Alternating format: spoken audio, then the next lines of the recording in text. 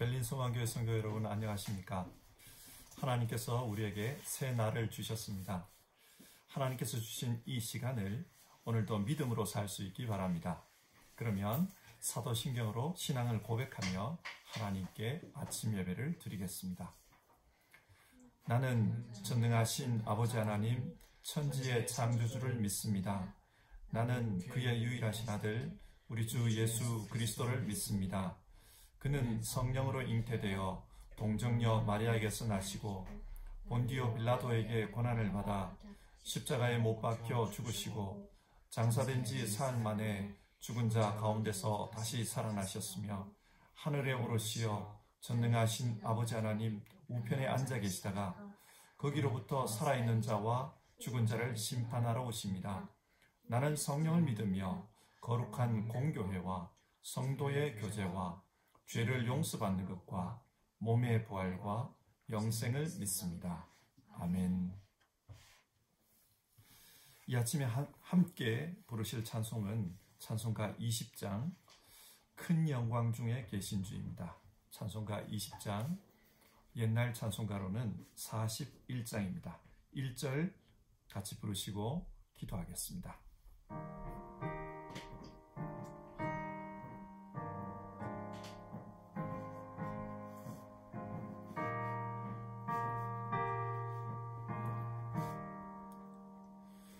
큰 영광 중에 계신 주 나 찬송합니다.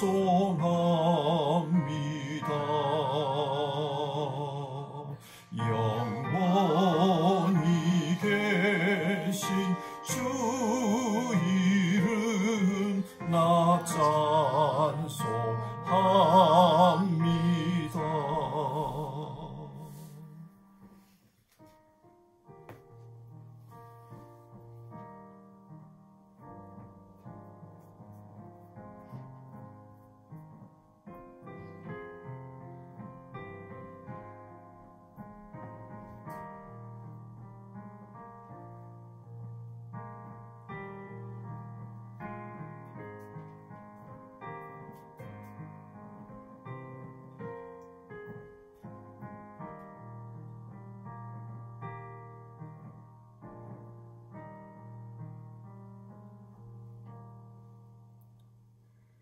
큰 영광 중에 계시는 하나님, 오늘도 우리에게 새로운 한 날 주시고 하나님 앞에 나와 하나님의 영광을 찬송하게 하신 것 감사를 드립니다. 우리가 드리는 이 예배를 받아주시고 이 예배 가운데 함께 해주셔서 우리도 하나님의 그 은혜, 그 영광, 또 하나님 주시는 그 능력으로 오늘도 하나님 온전히 높여드리며 살아갈 수 있게 하여 주옵소서. 하나님 참으로 사랑합니다.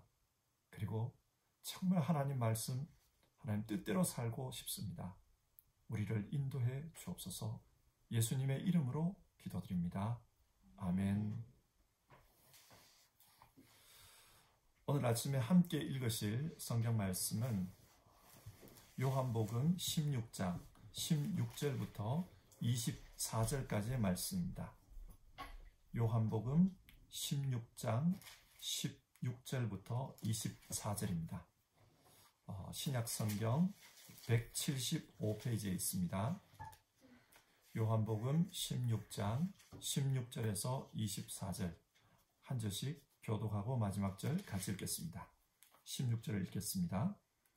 조금 있으면 너희가 나를 보지 못하겠고 또 조금 있으면 나를 보리라 하시니 제자 중에서 서로 말하되 우리에게 말씀하신 바 조금 있으면 나를 보지 못하겠고 또 조금 있으면 나를 보리라 하시며 또 내가 아버지께로 가리라 하신 것이 무슨 말씀이냐 하고 또 말하되 조금 있으면이라 하신 말씀이 무슨 말이냐 무엇을 말씀하시는지 알지 못하노라 하거늘 예수께서 그 묻고자 함을 아시고 이르시되 내 말이 조금 있으면 나를 보지 못하겠고 또 조금 있으면 나를 보리라 하므로 서로 문의하느냐.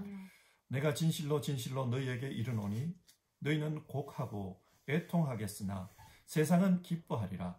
너희는 근심하겠으나 너희 근심이 도리어 기쁨이 되리라. 여자가 해산하게 되면 그 때가 이르렀으므로 근심하나 아기를 낳으면 세상에 사람 난 기쁨으로 말미암아 그 고통을 다시 기억하지 아니하느니라. 지금은 너희가 근심하나 내가 다시 너희를 보리니 너희 마음이 기쁠 것이요 너희 기쁨을 빼앗을 자가 없으리라. 그날에는 너희가 아무것도 내게 묻지 아니하리라. 내가 진실로 진실로 너희에게 이르노니 너희가 무엇이든지 아버지께 구하는 것을 내 이름으로 주시리라. 같이 읽겠습니다. 지금까지는 너희가 내 이름으로 아무것도 구하지 아니하였으나 구하라 그리하면 받으리니 너희 기쁨이 충만하리라. 아멘. 성경을 공부하다 보면 믿음이라는 것이 참 신기합니다. 어제 말씀드렸지만 믿음으로 말미암아 그리스도께서 우리 마음에 머물러 계십니다. 여러분, 믿음이 무엇이길래 주님께서 이 믿음을 통해 우리 마음에 함께 계시는 것일까요? 그리고 오직 의인은 믿음으로 말미암아 살리라. 믿음이 무엇이길래 이 믿음을 통해 하나님의 구원이 우리 가운데 이루어지는 것일까요? 믿음은 참 신기한 것입니다.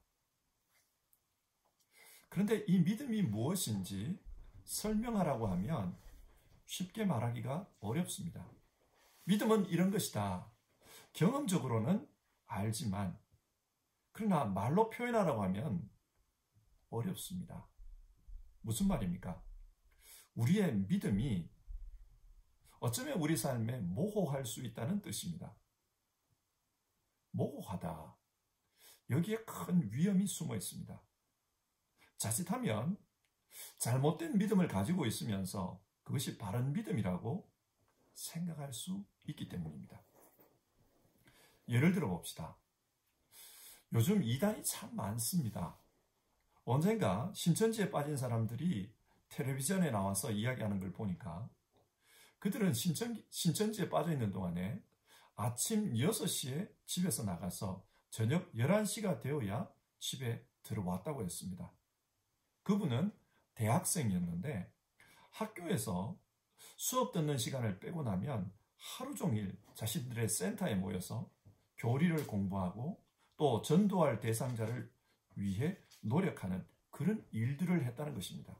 그게 다 마치고 나면 또 저녁에 모여서 하루를 결산했다는 거예요. 정말 열심히 있었습니다. 근데 여러분, 이렇게 열심히 있다고 해서 이 신앙이 바른 신앙일까요? 그렇지 않습니다.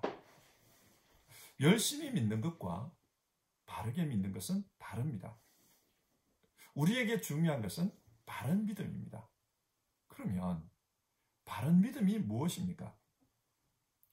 고린도후서 13장 5절의 말씀인데요. 여러분은 자기가 믿음 안에 있는지를 스스로 시험해보고 스스로 검증해 보십시오. 바울 사도는 우리의 믿음을 스스로 시험해보고 또 검증해 보라고 하십니다. 어떻게 검증해야 할까요? 성경을 통해서 검증해야 합니다.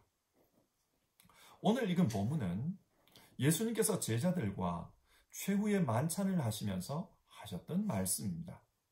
요한복음 13장에서 17장까지의 말씀은 그때 설교하신 내용과 또 그때 기도하셨던 내용입니다. 이 당시에 예수님은 제자들을 많이 걱정하고 계셨습니다. 이제 예수님께서 십자가를 지시고 세상을 떠나실 터인데 아직도 제자들은 예수님이 왜 십자가에 달려야 하는지 그것을 모릅니다. 그리고 그 이후에 어떤 일이 일어날지에 대해서도 별로 관심이 없었습니다. 그래서 요한복음 13장에서 16장을 보면 예수님의 십자가에 대한 말씀이 반복적으로 나옵니다. 오늘 말씀 16절을 한번 보십시다. 조금 있으면 너희가 나를 보지 못하겠고 또 조금 있으면 나를 보리라. 여기서 조금 있으면 나를 보지 못하겠고 이 말씀은 예수님께서 십자가에서 돌아가신다는 뜻입니다. 그리고 또 조금 있으면 나를 보리라. 이 말씀은 예수님께서 부활하시고 다시 사신다는 뜻입니다. 하지만 제자들은 이 말씀의 의미를 깨닫지 못했습니다. 그래서 17절과 18절을 보면요, 제자 중에서 서로 말하되 우리에게 말씀하신 바 조금 있으면 나를 보지 못하겠고 또 조금 있으면 나를 보리라 하시며 또 내가 아버지께로 감이라 하신 것이 무슨 말씀이냐 하고 또 말하되 조금 있으면이라 하신 말씀이 무슨 말씀이냐, 무엇을 말씀하시는지 알지 못하노라 하거늘. 예수님은 3년 동안 제자들을 가르쳤습니다. 그 가르침의 핵심 내용은 하나님의 나라였습니다.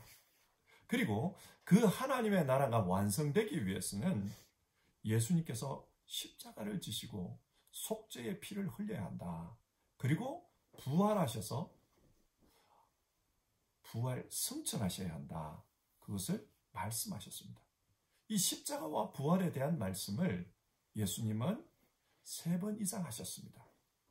그러나 제자들은 여전히 이 십자가와 부활을 이해하지 못하고 있습니다. 자, 여러분, 여기서 질문해 봅시다. 제자들은 왜 예수님께 배웠으면서도 십자가와 부활을 이해하지 못하는 것일까요? 그것은 예수님의 말씀을 자기들에게 익숙한 세상의 논리로 이해하기 때문에 그렇습니다. 그러면 제자들이 가지고 있었던 그 세상의 논리가 무엇입니까? 예수님의 제자들은 예수님을 하나님의 아들로 믿었습니다. 그래서 우리가 잘 아는 그 신앙 고백, 마태복음 16장 16절이 나옵니다. 주는 그리스도시요 살아계신 하나님의 아들이십니다. 예수님은 이 고백을 들은 이후에 아주 중요한 말씀을 하십니다. 바요나 시모나, 네가 복이 있도다. 이를 네게 알게 한 이는 혈육이 아니요 하늘에 계신 내 아버지시니라. 내가 네게 이르노니 내가 이 반석 위에 내 교회를 세우리니 음부의 권세가 이기지 못하리라. 예수님은 베드로의 이 고백에 하나님의 뜻이 담겨져 있다고 했습니다. 그 하나님의 뜻이 무엇이냐? 예수님을 하나님의 아들로 믿는 이 고백 위에 교회를 세우는 것입니다. 그리고 이 교회를 통해 하나님의 나라가 땅끝까지 전해지게 하실 것입니다. 그래서 이 교회를 통해 사람들이 하나님의 구원으로 돌아오도록 그렇게 역사하실 것입니다. 그런데 그러기 위해서는 십자가와 부활이 있어야만 합니다. 그래서 예수님은 베드로의 고백 이후에 처음으로 제자들에게 예루살렘에 가셔서 십자가를 지실 것과 또 사흘 만에 부활하실 것을 말씀하셨습니다. 그런데 이 말씀을 들은 제자들이 그때 어떤 태도를 보입니까? 베드로는 예수님을 붙들고 항변했다고 합니다. 항변했다는 말은 예수님을 꾸짖었다는 뜻입니다. 제자가 어떻게 선생님을 꾸짖습니까? 있을 수 없는 일입니다. 그런데 그때 베드로는 예수님을 꾸짖었습니다. 왜 그랬을까요? 그만큼 예수님의 말씀이 받아들일 수 없는 말씀이었다는 뜻입니다. 여기서 우리는 그 당시 베드로의 생각을 읽을 수 있습니다. 어떤 생각입니까? 베드로는 예수님을 하나님의 아들로 믿습니다. 그렇게 믿는 이유는 주님을 따라다니면서 그동안 수많은 이적을 보았기 때문입니다. 그런 이적을 두고 볼 때 예수님은 하나님의 아들임에 틀림이 없습니다. 그리고 예수님은 충분히 그 능력으로 하나님의 나라를 이 땅에 가져올 수 있는 분이라고 생각했습니다. 그리고 그 하나님의 나라가 이 땅에 임하면은 주님께서 능력으로 로마를 물리칠 것이고 주님을 따라다니는 자신들이 세상의 집권자가 되어서 온 세상을 다스릴 것이다. 그런 생각을 한 것입니다. 여러분, 예수님께서 베드로를 꾸짖으실 때 하셨던 말씀을 곰곰이 한번 생각해 보십시다. 사람이 만일 온 천하를 얻고도 제 목숨을 잃으면 무엇이 유익하리요? 이때 예수님은 온 천하 이야기를 했습니다. 왜 온 천하 이야기를 했을까요? 제자들이 하나님의 나라가 오면은 온 천하를 얻을 것이다, 그렇게 생각한다는 것을 알았기 때문입니다. 예수님은 답답했습니다. 예수님이 말씀하시는 하나님 나라는 그런 것이 아닌데 제자들은 그렇게 이해했습니다. 그래서 예수님은 하나님의 나라는 이런 것이다, 그것을 보여주기 위해서 베드로와 야고보와 요한을 변화산으로 데리고 갔습니다. 심하게 말썽 부렸던 사람들입니다. 그들을 데리고 가서 하나님의 나라는 이런 모습이다, 그것을 보여주셨습니다. 그러나 그 이후에도 제자들은 여전히 자신들의 익숙한 논리로 생각합니다. 그래서 예루살렘으로 올라가는 도중에 우리 중에 누가 제일 크냐, 그 문제를 가지고 서로 싸웠습니다. 심지어 요한의 어머니는 그 나라가 올 때에 내 아들 중에 하나는 예수님의 오른편에, 다른 하나는 왼편에 앉게 해주십시오, 그렇게 인사청탁을 했습니다. 예수님은 참 답답했습니다. 그래서 이런 말씀을 하십니다. 이방인 집권자들이 그들을 임의로 주관하고 그 고관들이 그들에게 권세를 부리는 줄을 너희가 알거니와 너희 중에는 그렇지 않을지니 너희 중에 누구든지 크고자 하는 자는 너희를 섬기는 자가 되어야 하리라. 무슨 말씀입니까? 예수님께서 가져오실 하나님 나라는 이방인 집권자들이 그렇게 행세하는 것과 같지 않다는 겁니다. 세상의 논리는 높은 사람들이 낮은 사람들을 짓누릅니다. 그렇기 때문에 할 수만 있다면 더 높은 자리로 올라가기 위해서 사람들은 몸부림을 칩니다. 그런데 주님이 말씀하시는 하나님 나라는 그런 나라가 아니라는 거예요. 오히려 반대입니다. 하나님 나라에서 큰 자는 작은 자를 섬기는 자니라. 큰 자가 작은 자를 섬깁니다. 무슨 말씀입니까? 여기서 말하는 큰 자는 예수님입니다. 예수님께서는 사람들을 섬기기 위해서 이 땅에 오셨습니다. 그래서 자기 목숨을 내놓으신 겁니다. 예수님은 이렇게 하나님 나라에 대해 설명했습니다. 하지만 세상의 논리로 그 생각이 가득하다 보니까 제자들은 예수님의 말씀이 제대로 들리지가 않았습니다. 여러분, 오늘 우리는 어떻습니까? 우리는 예수님이 말씀하시는 그런 하나님 나라를 따르고 있습니까? 아니면 제자들이 상상했던 그런 하나님 나라를 위해 우리 역시도 신앙하고 있습니까? 우리의 기도 내용을 한번 보십시다. 우리는 무엇을 소원하고 있습니까? 예수님이 말씀하시는 하나님 나라입니까? 아니면 제자들이 그토록 원했던 그런 나라입니까? 당시 제자들은 입술로는 주님은 하나님의 아들이십니다, 그렇게 고백했습니다. 하지만 그들의 실제 삶은 세상의 논리에 따라 세속적인 성공을 꿈꾸며 주님 그것을 우리에게 주십시오, 그러면서 따라다녔습니다. 자, 여기서 한번 생각해 봅시다. 성경이 말씀하는 바른 신앙이 무엇입니까? 바른 신앙은 세상의 논리를 버리는 것입니다. 세상의 논리를 버리는 것이 바른 신앙의 출발점입니다.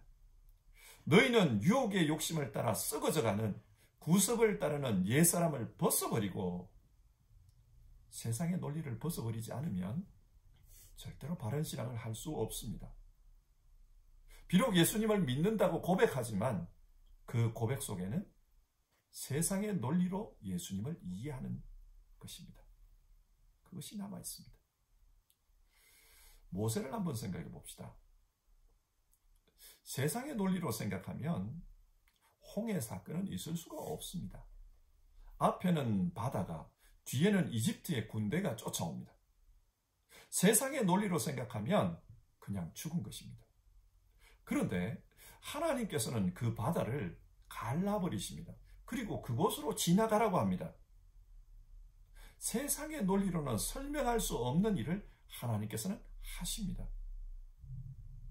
믿음은 세상의 논리를 버리고 하나님의 관점으로 이해하는 것입니다. 그래서 이사야서 55장 7절과 8절은 이렇게 말씀합니다. 악인은 그 길을, 불의한 자는 그 생각을 버리고 여호와께로 돌아오라. 이는 내 생각이 너희의 생각과 다르며 내 길은 너희의 길과 다름이니라. 하나님의 관점으로 세상을 바라보려고 할 때 그때 우리는 비로소 바른 신앙을 할 수 있습니다. 근데 여러분, 이제부터 내가 예수님을 믿고 하나님의 관점으로 세상을 바라보겠다, 그렇게 결심했다고 해서 오늘부터 당장 내 관점이 확 바뀔까요? 그렇지 않습니다. 신앙에는 시간이 걸립니다. 예수님께서도 그것을 아셨습니다. 그래서 예수님은 제자들이 믿고 따르지만은 그들의 시선이 바뀌지 않은 것을 아시고 다시 한번 십자가와 그 이후에 일어날 일에 대해서 설명해 주십니다. 시간이 걸린다, 과정이 필요하다, 그것을 아셨기 때문입니다. 그래서 20절 이후를 보면은 그 과정에 대해 말씀합니다. 욥을 한번 생각해 봅시다. 욥은 하나님을 잘 믿는 사람이었습니다. 그래서 하나님께서는 그 욥을 동방의 의인이라고 그렇게 칭찬했습니다. 그러나 욥기의 마지막 장 42장을 보면 욥이 이렇게 말합니다. 하나님, 지금까지의 제 신앙은 하나님께 대해 듣기만 한 신앙이었습니다. 그러나 이제는 제가 눈으로 하나님을 봅니다. 그런 말을 합니다. 여러분, 이게 무슨 뜻입니까? 지금까지는 자신이 가지고 있었던 신앙은 사람들에게서 전해 들었던 간접적인 신앙이라는 겁니다. 전해 들어서 그렇게 하나님을 알고 있었습니다. 그런데 어려움을 통해서 하나님을 경험했습니다. 그리고 보니 이제는 내가 하나님의 말씀이 참되다는 것을 내가 직접적으로 경험했습니다. 하나님이 이런 분이라는 것을 내가 직접적으로 경험했습니다. 그렇게 고백하는 겁니다. 무슨 말입니까? 신앙은 과정이 있습니다. 신앙이 훌륭한 분도 성숙한 신앙에 이르기까지는 과정이 요구됩니다. 그래서 그 과정을 통해 신앙의 성장이 이루어집니다. 예수님께서는 그래서 제자들에게 실망하지 않고 다시 한번 십자가와 또 그 이후에 있을 일에 대해서 설명해 주십니다. 주님은 절대로 제자들을 포기하지 않았습니다. 근데 여러분, 신앙의 과정이 있다는 말은 굉장히 어려운 일이다. 신앙은 굉장히 어려운 일이다. 그 뜻입니다. 그래서 예수님께서는 어렵고 힘들 때 기억하라고 약속을 주셨습니다. 어떤 약속입니까? 20절입니다. 내가 진실로 진실로 너희에게 이르노니 너희는 곡하고 애통하겠으나 세상은 기뻐하리라. 너희는 근심하겠으나 너희 근심이 도리어 기쁨이 되리라. 예수님께서 십자가를 지십니다. 그러면 제자들은 슬퍼할 것입니다. 하지만 세상은 기뻐할 것입니다. 그런데 그 근심이 변하여서 기쁨이 될 것이라고 말씀합니다. 우리가 예수님을 따를 때는 분명히 어려움이 있습니다. 그 어려움 때문에 굉장히 힘들어할 겁니다. 하지만 그 어려움이 기쁨이 될 것이다. 그렇게 말씀해 주십니다. 그리고 그 기쁨을 여인이 아기를 해산했을 때 얻는 그 기쁨에 비유해 주십니다. 이 말씀을 깊이 생각해 봅시다. 우리의 신앙이 성숙해져 가는 데는 많은 과정이 있기 때문에 그 과정마다 어려움이 동반될 것입니다. 그러나 그런 어려움을 당할 때는 소망을 가지라는 뜻입니다. 이 고비를 넘기고 나면 하나님께서 내게 기쁨을 주실 것이다. 이 어려움 뒤에는 마지막에 큰 기쁨이 있을 것이다.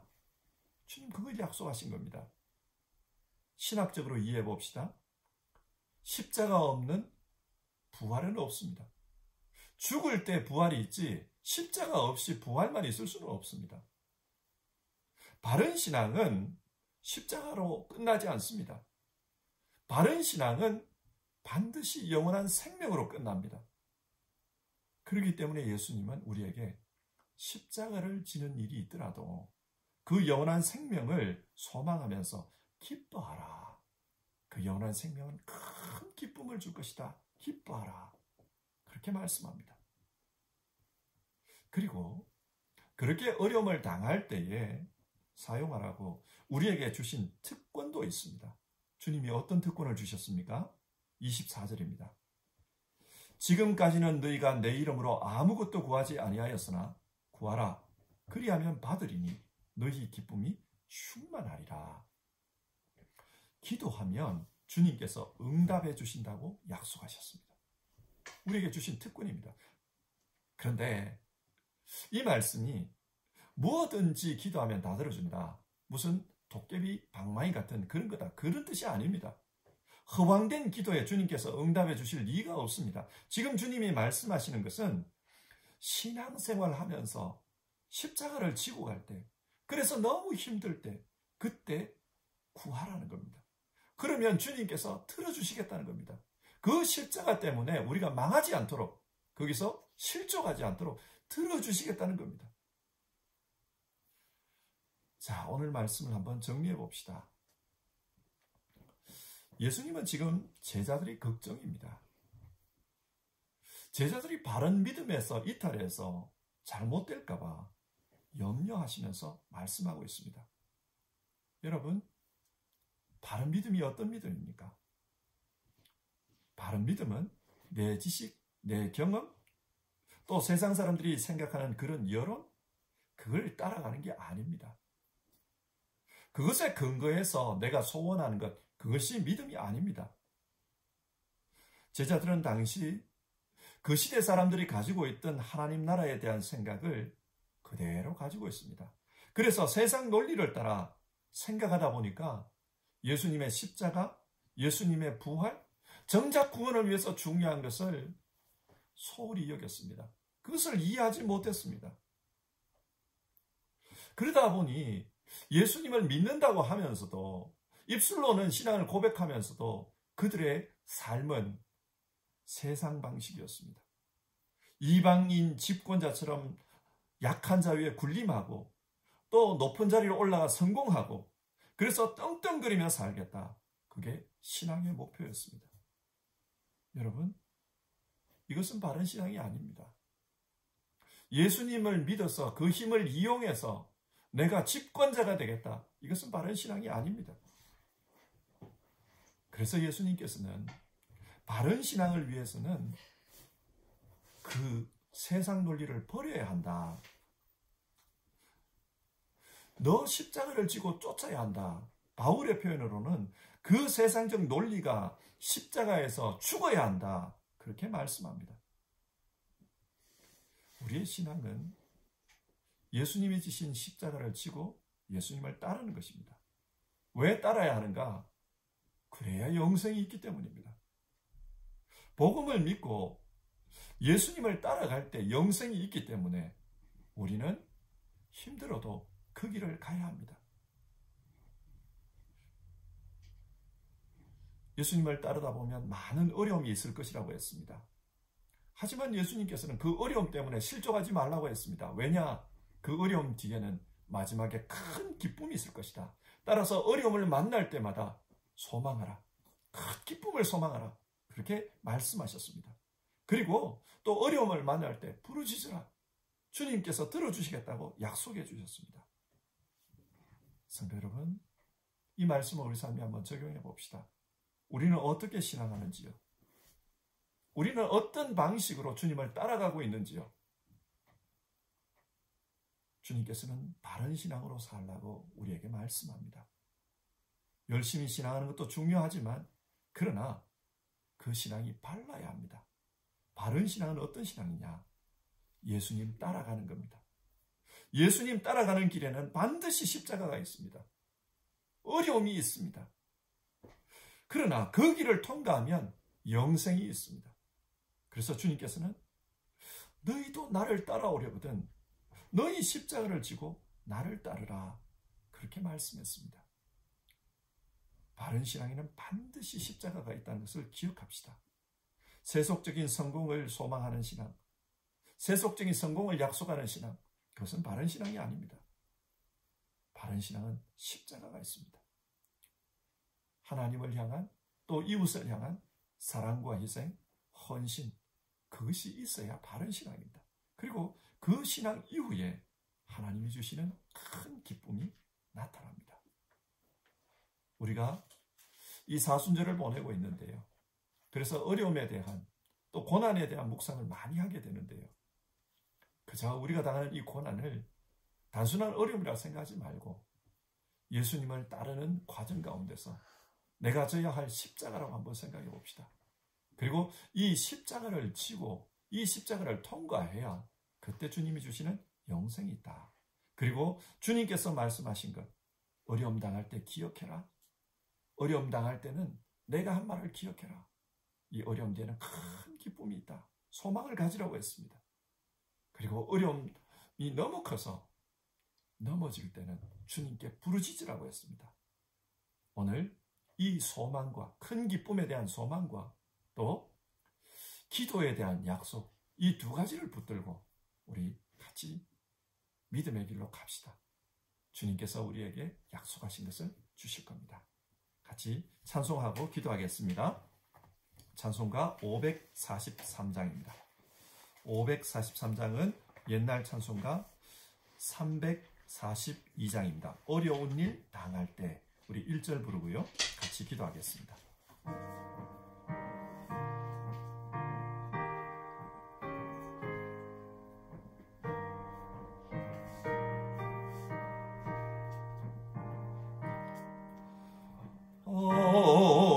어려운 일 당할 때 나의 믿음 적으나 의지하는 내 주를 더욱 의지합니다. 세월 지나갈수록 의지할 것뿐일세. 무슨 일을 당해도 예수 의지합니다. 같이 기도하겠습니다. 오늘 우리가 살펴본 말씀을 기억하면서 기도합시다. 오늘 우리는 바른 신앙에 대해서 생각해 보았습니다. 바른 신앙은 세상의 논리에 따라 믿는 것이 아니고 예수님의 가르침, 즉 십자가와 부활, 그것을 붙들고 신앙하는 것입니다. 그래서 기도합시다. 주님, 십자가 없는 부활만 생각하지 않게 하옵소서. 우리 각자의 인생에서 우리가 짊어져야 할 십자가가 있다는 것을 생각하게 하옵소서. 그리고 그 십자가 잘 감당할 수 있게 도와주시옵소서. 주님, 어려울 때는 큰 기쁨이 있다. 그 소망을 생각하라고 말씀하셨는데 정말 내 소망에, 내 삶에 이 소망이 끊어지지 않게 하옵소서. 어떤 어려움 속에서도 주님이 약속하신 그 기쁨, 그 소망 가지고 살게 하옵소서. 주님, 또 어려움 당할 때 기도하라고 말씀하셨는데 기도의 믿음을 주시옵소서. 어려울 때 정말 부르짖는 믿음 주시옵소서. 우리 함께 기도해 봅시다.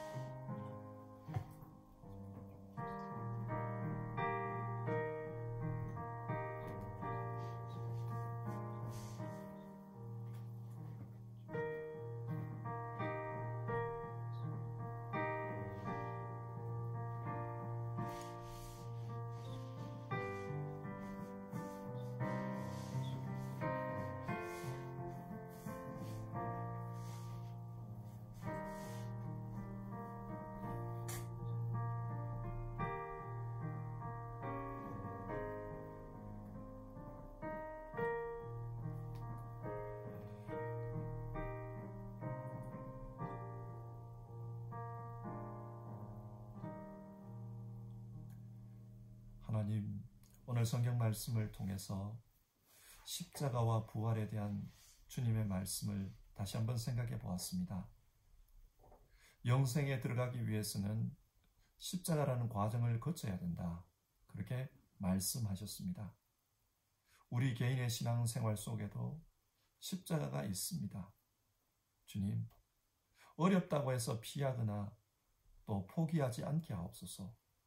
우리가 신앙의 길을 갈 때 한 손에는 소망을, 한 손에는 기도를 우리가 붙들고 주님 말씀 믿고 그렇게 신앙하게 하옵소서. 주님, 우리는 영생을 약속받은 사람들이고 또 예수님께서 주신 새 생명으로 사는 사람들임을 기억하고 정말 하나님 나라의 소망과 큰 기쁨에 대한 기대와 그리고 기도로 부르짖는 그 신앙으로 주께서 원하신 바른 신앙 잘 감당하게 하옵소서. 오늘도 하루를 시작하며 예배합니다. 예배하는 모든 우리 교우님들, 그 삶에 주께서 원하시는 그 신앙이 이루어지게 하옵소서. 그리고 이 땅에 주님의 은혜가 있기를 바랍니다. 코로나로 많이 어렵습니다. 주님, 은혜를 베풀어 주시옵소서. 하나님, 우리 이 삶 가운데 하나님의 개입하심이 있기를 바랍니다. 예수님의 이름으로 기도드립니다. 아멘. 하늘에 계신 우리 아버지, 아버지의 이름을 거룩하게 하시며 아버지의 나라가 오게 하시며 아버지의 뜻이 하늘에서와 같이 땅에서도 이루어지게 하소서. 오늘 우리에게 일용할 양식을 주시고 우리가 우리에게 잘못한 사람을 용서하여 준 것 같이 우리 죄를 용서하여 주시고 우리를 시험에 빠지지 않게 하시고 악에서 구하소서. 나라와 권능과 영광이 영원히 아버지의 것입니다. 아멘.